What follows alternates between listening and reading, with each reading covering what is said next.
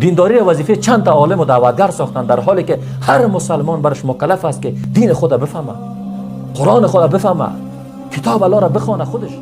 مشکل اساسی ما دعوتگرا همین است که بالای هر چیز و هر کس از آدرس دین انتقاد میکنیم، خب اما اگر کسی در مقابل ما انتقاد کرد انتقاد پذیر نیستیم،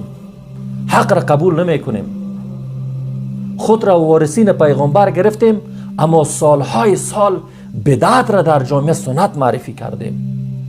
سالهای سال مردم از سنت رسول الله دور کردیم، بدعت برش سنت معرفی کردیم.